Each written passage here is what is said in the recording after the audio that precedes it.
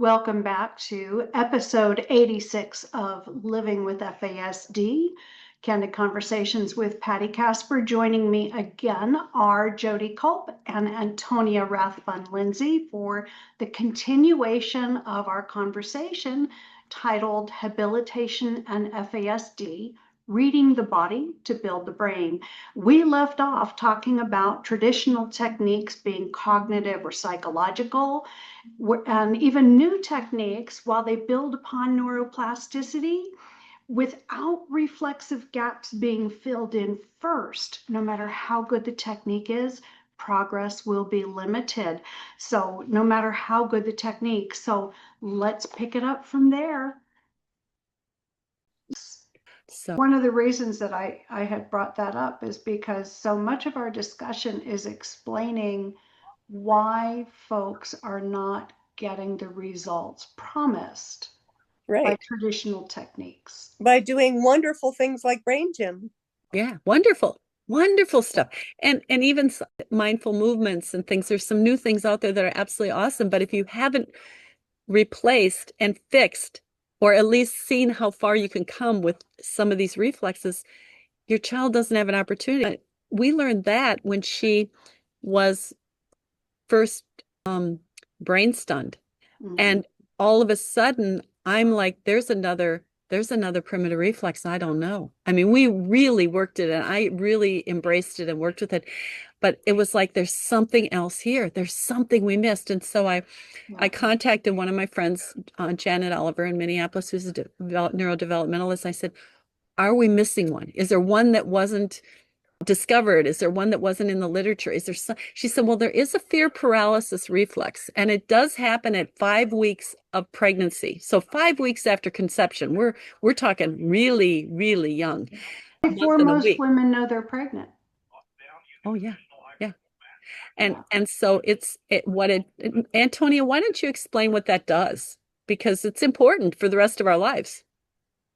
Well, as I understand it, it's not considered a primitive reflex like what we see after birth through the first 12 months. It's considered an earlier reflex. As you were saying, it's earlier. And the fear system freezes under stress. So you have a jolt of cortisol, which is stress hormone, and the body freezes in the same way that a rabbit holds still and freezes if a wolf is in their area and ready to attack. It is an automatic setting of the body that is protective. It's a survival mechanism that's designed to protect them.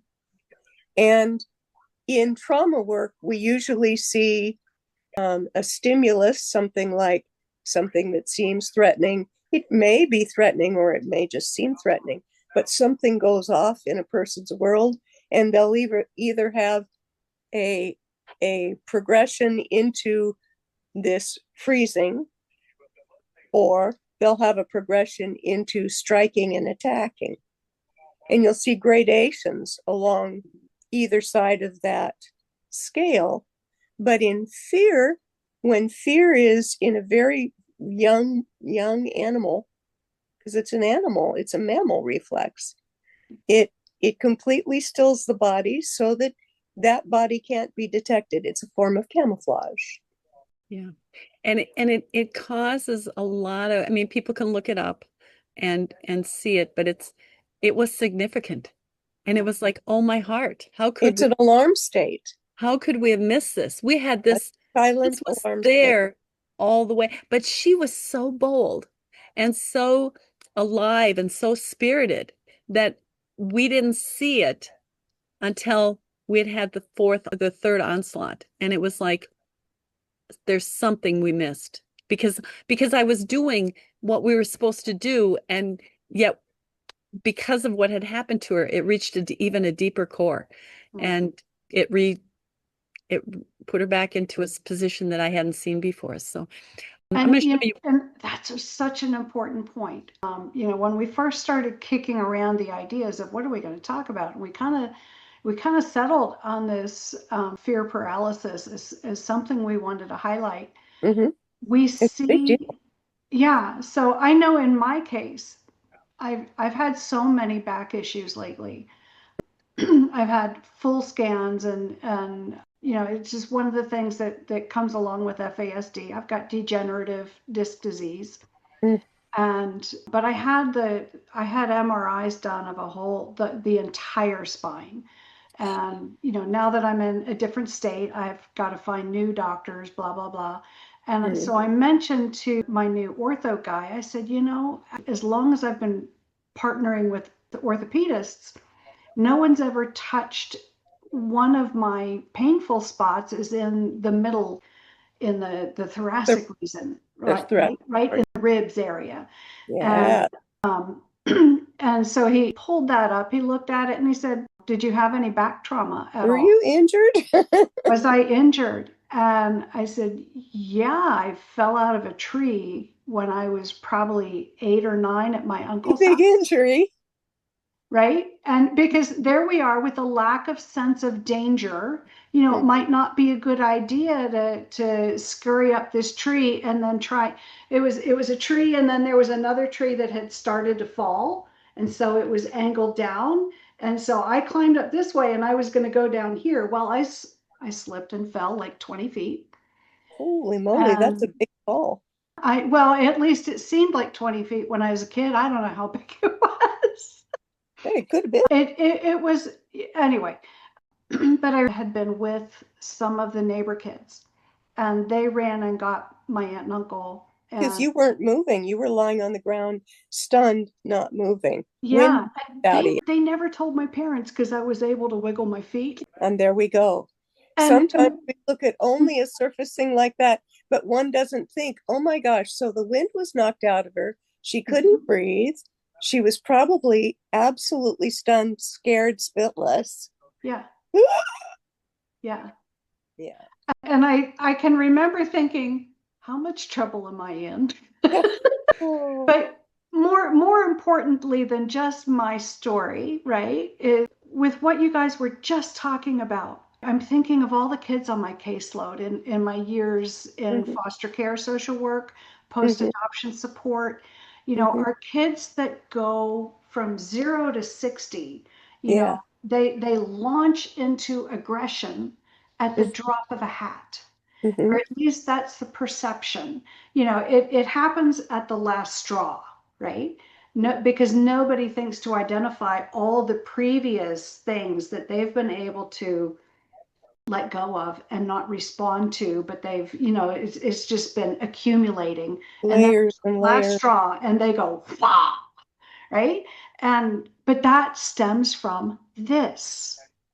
Well, and the others who on the other side, they get absolutely stunned by something and then they're hiding in the closet with a Mhm. nest of pillows and dark because they just need a safety spot. Yeah, They just need a safety spot buried under every stuffed Well, animal they have. and completely. Yeah. because I work with animals and animals can't talk. That's right. When an animal is at meltdown stage, that's limbic. That's in the part of the brain. That's the older part of the brain. And that's a part of the brain that I can't access, meaning my best thing at that point with a 75-pound rageful dog is to back off, Right. stay safe, keep everyone in the area stay safe. That's And right. of course, what dog gets hurt in the car and I run in to help it and get bit. But I get it, right? I know what You know happened. that with a big dog like that, the Yeah. one thing you do is you don't add more. You don't add more, not Yeah. even any good or bad.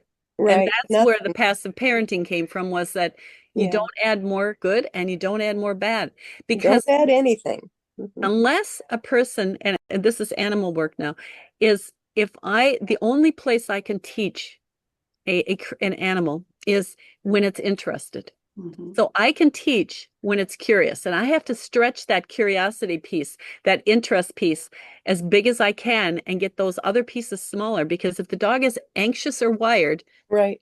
I am way too close to meltdown. And if the That's dog is comfortable, I'm close to being able to move them into that. But if they're in the zone and they're on the other side of the spectrum and they're going into anxiety or anger or fear, Again, they're already they're zoning out like, They're right? already at threshold. And then they're highlighting to anxiety and worry, and then it goes anger or fear, which are both a similar thing in that case, and it immediately goes into meltdown. So I have to keep my clients have fur in the interest fun zone, which is who taught me that? Lizzie taught me that. Because the way I kept my little girl not laying on the floor screaming and growling and snarling and biting, and she would actually say, I actually laid with her one day to experience it, to feel what it felt like to lay on the floor and have a meltdown. And she laughed. She turned around and laughed at me and she says, Mom, I didn't get the biters out yet. And I'm like, I go, well, I guess I don't want to go to the biters. But after that experience of sharing that moment with her, and it was safely done, I wasn't scared of her anymore.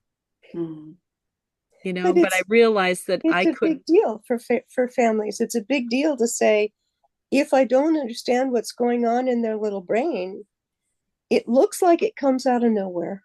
Yeah. Where's it coming from? Yeah. And this is why we talk about thinking neurologically, not psychologically, is because they're not having a thought stream saying, well, I imagined this in my mind, and therefore I thought you were going to do this, and then I was going to do that. It's not going on like that. It's not cognitive activity like that. No, they come home from autonomic nervous system. Yep, they come home from school and they are filled. Their cup is full. And what you do is you say, hey, you know what? Here's some water. Have a good glass of water. And here's I made just a little snack, and, just relax. And if I can get her fed a little bit and have her chewing and have her eating and have her drinking, and not a lot. I mean, we're not talking sugar here. And it meant making all kinds of weird little things like, celery ants on a log, or, I was just going to say bugs on a log with the raisins on the peanut butter on the celery. Yeah, it was a lot of that, and everything, fish. Those were our go-tos as well. Yeah. Bugs on a log. So you offered that first, and you didn't ask, how was your day? No. Because if you asked, how was your day, at that point, it was like saying, oh, I can take that lid off now. It was like, yeah. And I think I need to point out too, I mean, because, my show, I always bring things to the adult audience. That's right. For the adults living with this. That's right. These things are not unique to dogs or children. In our adult relationships also. All the time. We are still very quick to go back to that fear center. Yes. That survival instinct where, or as Dan Siegel would say, the downstairs brain. Yeah. Where our access to everything upstairs, like the cognitive thinking, rationalizing, language center, we lose access to all of that because we're downstairs in the fear center. I think that's a perfect example. Yeah. So in service dog work, which, these guys are the best of the best, right? Our working dog work. If there is a stress issue that happens to a service dog, you can expect a 30-minute downtime for them to recover, to be able to do their job well again. And if that happens these are professional dogs, right? We have to be respectful. And if it stacks, meaning one on top of another, it can take up to 4 days without a rehearsal. Yeah. So, it's significant. Think about our dogs kids. Rest and reset too. Yeah. And spills over into our parenting, right? With our littles who are challenged with this, and our adult relationships, because our partner. Yeah. Yes. Yeah. So, let me give an example. We talked before about when we have these porcupine, these, I call them quill attacks, but bristle attacks. Right? So because neurodiverse people, we tend to like to hang with one another because we get each other. Yeah. And we don't judge each other. We allow each other space. But when one person has a bristle attack, then oftentimes the whole family goes into bristle mode. And we end up poking each other, right? And it can get ugly. So, we have to always have that sense of allowing each other space. Yeah. I think that is true. Neurodivergence gives grace. People don't, especially in an oral oriented culture. Mhm. And this is something that's really different in the world of the deaf. But I can honestly say that one of the biggest things that hearing and speaking people can do that is an intervention is silence. Mm. And it's often something that's completely forgotten because people who can talk often do talk. And when they're anxious, they talk even more. They may overtalk or say even more.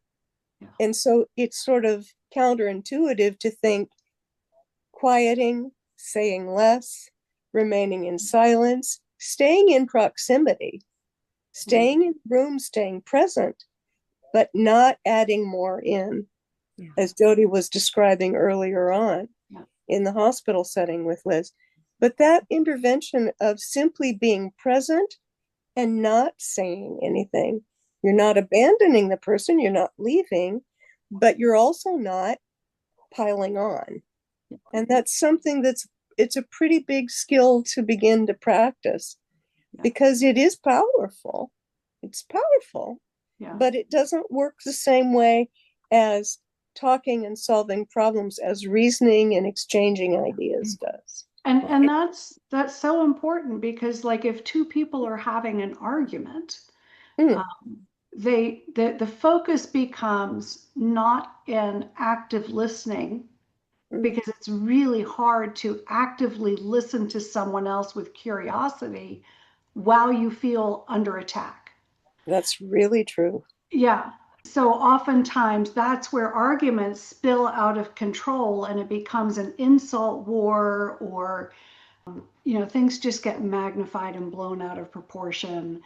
But learning how to remain silent, and part of that is I think the ability to do that comes from the realization it's not going to matter what I say. Nothing I say is going to help. Whether I'm defending self or truth or whatever, your perspective could be. So I'm just going to be quiet and sit here. So we always gave escape. And that was always when we went to the store, when we went to a park, we always scanned the environment, found a safe place to go to, set a position where we would meet, and gave a place to escape to. So we picked that right away. Often it was That's a a bathroom. Wonderful intervention. And so we did that all the time. So when we got hospitalized during COVID, there was no escape. We were stuck When in Liz this was room. hospitalized during COVID? Yes, that we've crashed into dialysis during COVID. And we were not allowed. I was in the room because I went to ER with her, and at that point I was stuck. There was no letting me out, and which was fine. I'm glad I did not. So that's why you meant we, but I didn't understand how you got there. Thank you. We got there. Yeah. So that was the difference in a hospitalized place or in places where you cannot have escape. And Liz had been trained to, if she felt overwhelmed, she would say, I'm overwhelmed, I'm taking a break. And she would always exit. And it was one of the things that as she had relationships with other people, they didn't understand. They wanted her to stay. Well, if you wanted Liz to stay, you had an octopus. You had an octopus with a dragon mouth. Yeah. So you're going to get a bristle attack with big claws on it. On steroids. Yeah. So, she was keeping everyone safe and herself by doing it. So being in a hospital and being locked in a room and having people come in astronaut suits to protect themselves and protect us was pretty overwhelming. Yeah. That would be really scary for Liz. That would be just horrifying. Yeah. So I'm going to show you one more so you can see how this goes. This was flip flop or baby roll, and then this is commando crawl or belly crawl. And you can see that it has a little bit more gross motor. Yeah. So we did this in the gross motor section are filling in there. Yeah. The words for moving from the core to the outside of the circle. Yep. Yeah. I'm going to, because we got a lot to talk about, but I'm going to finish these slides so we can go to bigger pictures of us. This is from Dr. Lyle Palmer, and it's way too small for anybody to read, but you can find it in my books, and you can find it probably on the website. But it's what you have to do to read. So where it says automatic, those are all the pieces you have to have in place in order to get the representational piece of being able to read. And, it's for Liz, she did not have the light reflex. She did not have acuity. She did Right, not have fixations or static. She didn't have right. smooth move. She didn't have convergent or fusion. And we didn't work with those. No, wait a second. She could do an eye test, which Well, was really but that, interesting. but that's an eye test is different than Mhm. what a person who does vision training would do to assess what the eye is capable of. Exactly. So she was standing doing the eye test, and she got she said, I can't read it. I can't read it. I can't read it. And then she said, could I step back a ways? And the doctor said, okay, you can step back a ways, like thinking she's just a smart mouth kid. And she stepped back 15 feet and she could read it perfectly. And he said, how did you do that? She said, I was standing under a fluorescent light. All the letters were dancing. There you go. Ooh, yeah. Perfect. And she said, why did you put the line under a fluorescent light when people can't read it when things dance? And think about that in school, being in all those fluorescent lights, or in a medical field, or anywhere The that police there. department, anywhere. Yeah. And we actually used full spectrum lighting in our school area and fluorescent lighting in our area in the office we wanted protected from her. So it was kind of like a little Would keep electric her fence. out. It's funny. So we had the family area with full spectrum and the business area with fluorescent. With Um, fluorescent. That's funny. I know. So there are things you can do, and LED lights were not good for her either. She Mhm. needed the typical incandescent lighting or natural lighting was what she worked most. And Yeah. when you're in the medical field and you're now caught in the medical area, it's very difficult.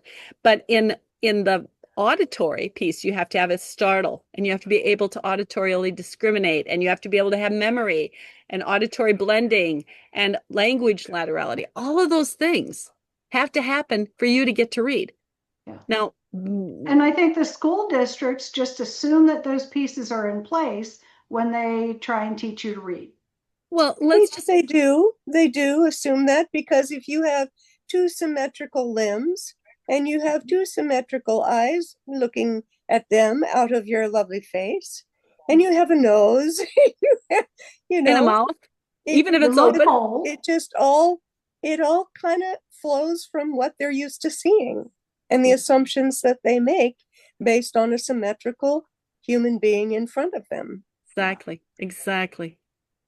So we had a lot of work to do, but we had no idea the amount of work to do until we had some people that would give us a roadmap, Yeah, give us a blueprint.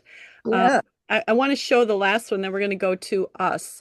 This is at 15. So after 18 months of training, you can see she was a different looking person. A part of that. Totally different girl. And if you look at the one on the right side, there she is at 18, 19 years old, before she started drinking. And you can see that she has cheekbones. Yeah. And you can see that she has, a nose, her nose actually changed. And, and she's still all that. She's still all that sparkle. But it kind of gives you an idea of what we did. So Yeah, there we go.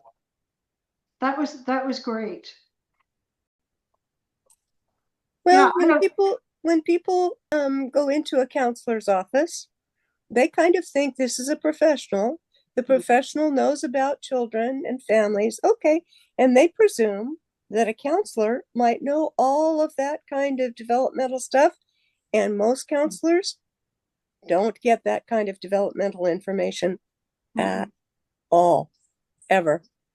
So I had developmental courses when I was in the bachelor level, the School of Social Work. I did not get it at all in my graduate psychology program. Right. They don't cover it. But families don't know that. And I don't recall professional, going over reflexes at all, ever. they wouldn't have. If you Mhm. were in nursing, they would typically, and in pediatrics, they would typically, if you're going to be a ped. Mm. But once you're 18, you're out of that category. Once you're 18, you leave the medical world of pediatrics and you go into Adult development, adult. they don't go back and assess that kind of Right. stuff ever. Right. Yeah. So I give you examples. So we were at a therapist and I like this lady. She was good. And she said, Liz, I want you to think about your emotions like a wave. They're going to go up, but they're going to come down. And they're going to go up and they're going to come down. And I thought that was really a good illustration. So I got in the car and I said, Liz, what do you think about what she said? She said, I was thinking about it, she said, but I'm thinking, why does she have me in a wagon going up and down hills? We live in Minnesota. We don't have an ocean with waves. The waves in Minnesota are not waves that you'd be going up and down in. Yeah. So you see the disconnect? Right. Right. Another Right. therapist said to her, as a job therapist, a job coach, actually more than a job coach, a job counselor. And again, totally trusting, totally thinking everything's going to be cool. She says to Liz, and Liz, she said, what would you like to do? She said, I'd really like to work with seniors. I think I'd do a really good job and I could have really fun with them and I would be really good with them. And the lady said to her, well, what do you think about your makeup? Do you think they're going to like your makeup? And what do you think about your earrings? And I don't know, you've got way too many earrings. And so she says, I'm a realist. What do you think about those things? And Liz just shuts down, right? So I get in the car and I said, Liz, what'd you think about it? She says, why does a real estate agent care about all that stuff? She had taken realtor and made it real estate agent. Real And I was estate. like, thank goodness. And I said, well, why did she say something about my earrings and seniors? You know why I've got all these pierced ears besides getting mad at you and poking a hole every time I was mad at you? I said, no. She said, well, Aunt Emmy Lou, when I asked her what she would do, she said, I think your mom should give you a second earring. And if it was me and I was your age, I'd get my ears pierced all the way around.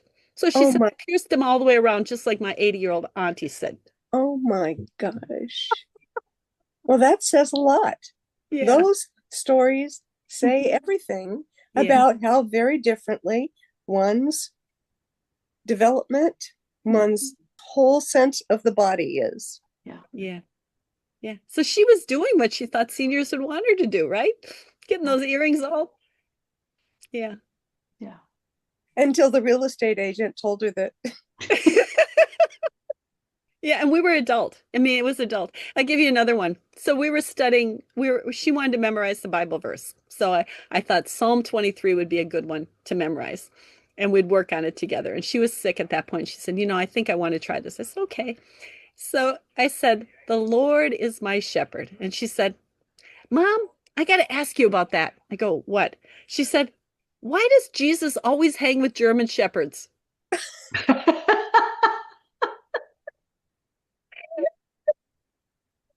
I love that.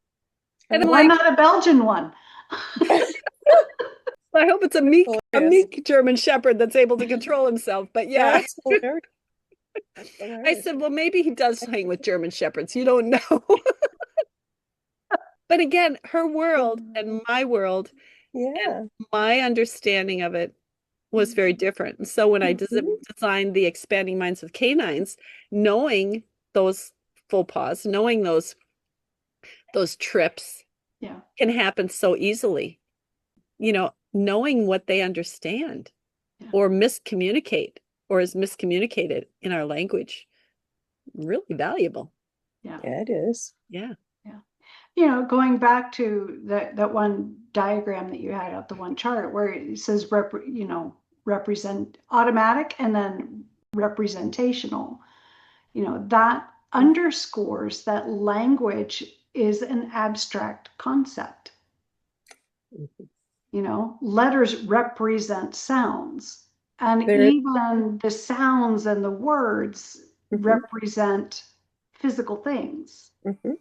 Symbols. Well, and Yeah. numbers. Marcia Chambers has written number sense books, which are incredible, and they're for 3, 4, 5-year-olds, but they're also for our kids, and it's to make sense of numbers. And Lizzie said 1, 2, 3, 5, 6, 7, 9, 10, and I'm like, Liz, where's 4? She said, Mom, for you, for me, 4 is not a number.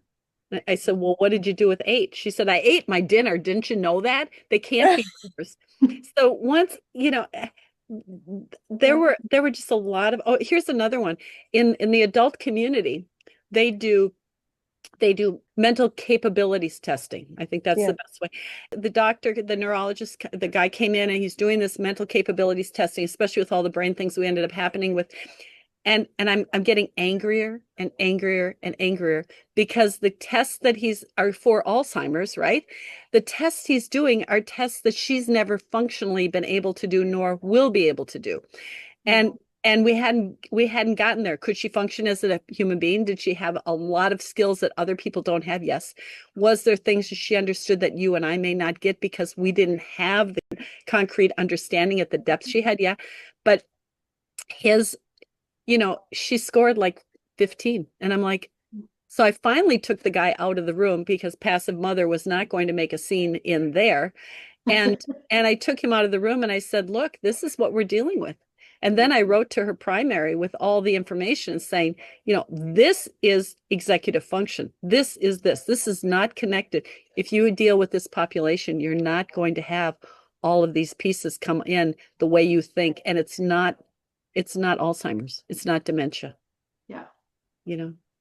I kind of often thought of it as a reverse dementia, that Lizzie kept gaining skills. Every day, every year, she would get more and more capable and able. And every time she collapsed medically, she picked herself back up right to the very last, She was bound and determined to read and write and not let go of those issues and be able to walk again every time she lost all of her abilities. Incredible. Yeah. She had an incredible will. Yeah. So let's talk a little bit about the approaches that many others use in the FASD world of brain domains and how that differs from our approach being more of a developmental progression approach. I think part of the psychological approach is to presume that there are platforms of typical development like this, and they assess from that top down towards the problem. Whereas here in a neurodevelopmental approach, one is trying to figure out which skills are there in the body and layer the next skills on to the ones that have come before, like a scaffold, which is a very different directionality to how you're going to go about supporting the next tasks. And brain domains gets results. We're not going to, brain domains gets results. I think we could all get better results by looking at and collaborating and looking at both pieces, really making sure that all the neurodevelopment pieces are in order, making sure that if something's missed and these are the research behaviors that it causes, that those are symptoms of not having this. And if that's the case, can we mitigate it? Can we rehabilitate it? Can we habilitate it? Can we make it work for the person? And how far can we make it work? As you saw on those circular charts, there were a lot of holes in a lot of that higher level functioning. Some of that came into play. I mean, she managed her own money, even though I was her rep payee. She lived in her own home. She bought her own groceries. She was a frugal shopper. She had a relationship with the same person for 15 years. She was sober for 15 years. So those are things that any of us can rejoice in. She had friends, that she counseled a lot of friends. She was the person that helped them. So yeah, I guess I would need to, it's just the approach I took. It took it because that's the way I look at the world. Where is the foundation? Do I have strong roots? Are my roots strong enough to sustain whatever I've got left? And I kind of think of primitive reflexes like roots. Yeah. Are my roots? In terms of information processing and thinking about brains, people tend to make the analogy between hardware and software. And I do. I make that point all the time in my in talk. this particular situation, when we're talking neurological functioning, we're talking hardware. What is the hardware doing? And how can it be extended? How can it be extended? We're not talking about the software. And psychology talks about the software. Yeah. Yeah. Our biggest traumas started happening when medically we went from neurological understanding to psychological belief that was what she was dealing with psychological and mental health. And it was chosen. It was willful. once we were in the medical field, which of course we honored and we respected as highly educated and very valuable to help us, I just kind of segued into it because it was all we had. And it took 4 years before that switched back to neurology, which it should have stayed in neurology right from that time. So we would have had a lot less trauma, medical trauma, physical trauma, if we had stayed in the neurology, physical metabolic side of this instead of being in the psychological brain-based side of it for her. However, with the last 40 years of, quote, behavioral health, physical got separated from behavioral in a way that became very, very, very partitioned, And because of that, once it gets cast as behavioral, psychological, mental, all of that, people pretty much imagine that you can draw a line under the chin between the head and the rest of the body, and the head can go off and do things without the body, as if it could operate on its own, in ways that really don't make a lot of sense. But people get pretty enamored with imagining everything they can do with the software, and they get pretty lost up there and can roll around in it a lot. So it's not unusual that people get very swept up in what kind of ways they can phrase things to make certain functions come back online or things like that. There's been a lot of romance about all of that. I think the hardest thing for me is that when it doesn't work, the blame goes on the person. Instead of saying, or on the parent or the parent, where is this coming from? What is the core? I want to get to the core. What is the core, and where is it? And that takes curiosity. Well, in a monoculture where everybody is encouraged to not focus on the distress of their body, going faster, harder, more all the time, people are literally trained not to pay attention to what's going on in their body most of the time, as if the body is an enemy, as if the body is the locus of sin, the locus of evil, the locus of everything bad in the world. It's all the blame. It's all because of the body, because we've got to have these higher spiritual ideas, as if somehow the wholeness of a person isn't already entire and intact.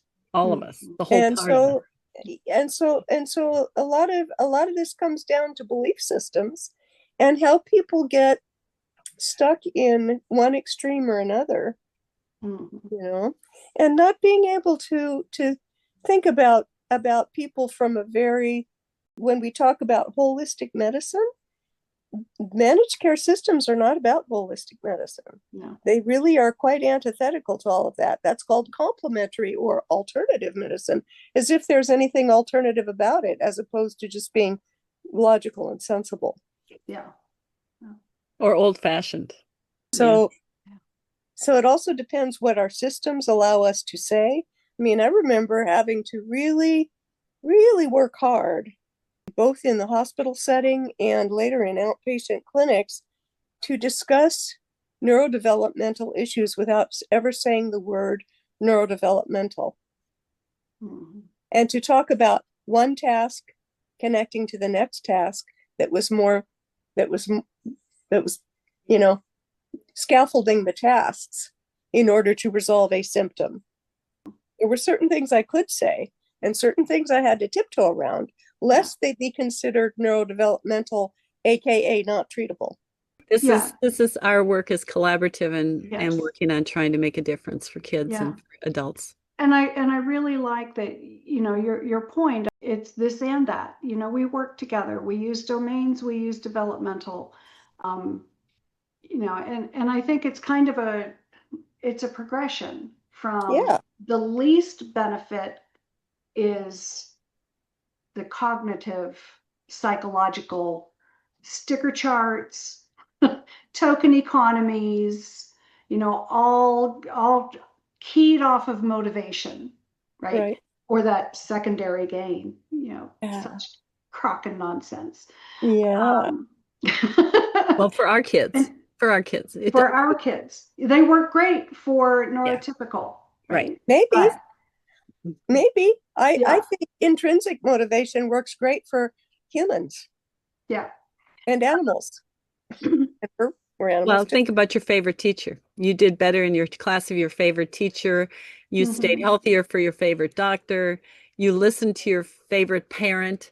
Your best friend was, the people that made you feel good, Yeah. that feel better about yourself are the people that make you, in essence, want to do better for yourself. So, yeah. Well, I'm thinking in terms of going deeper and deeper, right? Yeah. So, I was trained in the neurobehavioral model, and so we're really good at, this is the symptom. Now, how can we get where we want to go?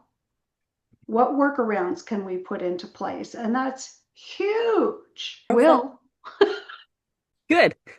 There's some really, really, really good tools out there. Mhm. And